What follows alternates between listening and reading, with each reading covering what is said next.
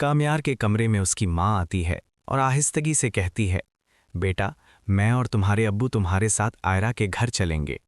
कामयार बस एक लफ्ज़ कहता है, ठीक है। माँ चौंक जाती है, बोलती है, तुम खुश नहीं लग रहे, हम दोनों साथ जा रहे हैं। कामयार एक नज़र अपने वालिदैन पर डालता है और धीमी आवाज़ में कहता है, ये शादी खुशी से नहीं हो रही।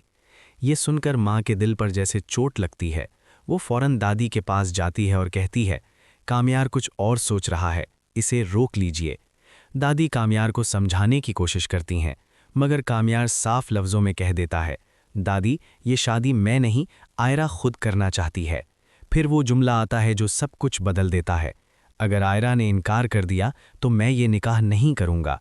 लेकिन दूसरी तरफ आयरा का फैसला अटल है, वो हर कीमत पर यह शादी करना चाहती है। कामयार आयरा के घर पहुंचता है, जहां शादी का समा होना चाहिए था, मगर वहां खुशी नहीं, सिर्फ खामोशी है, जैसे किसी का जनाजा हो। कामयार फलक से कहता है, मेरे पास वक्त नहीं, आयरा को कहो फौरन नीचे आए। ऊपर आयरा दुल्हन के लिबास में मलबूस है, आंखों में आंसू हैं।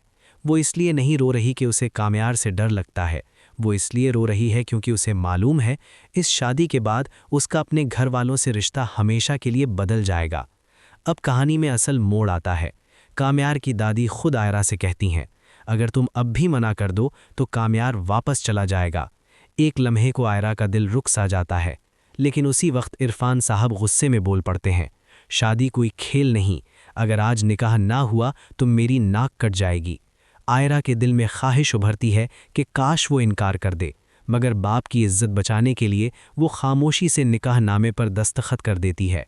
और यहाँ एक बात समझना बहुत ज़रूरी है, हम सब कामयार को विलन समझ रहे हैं, मगर सच ये है कि हकीकत इससे कहीं ज़्यादा पेचीदा है।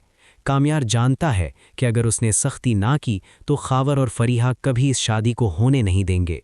कामयार विलन नहीं, ये कहानी का सबसे मुश्किल और उलझा हुआ किरदार है, और शादी के बाद ये मोहब्बत की कहानी और भी ज़्यादा शिद्दत इख्तियार करने वाली है।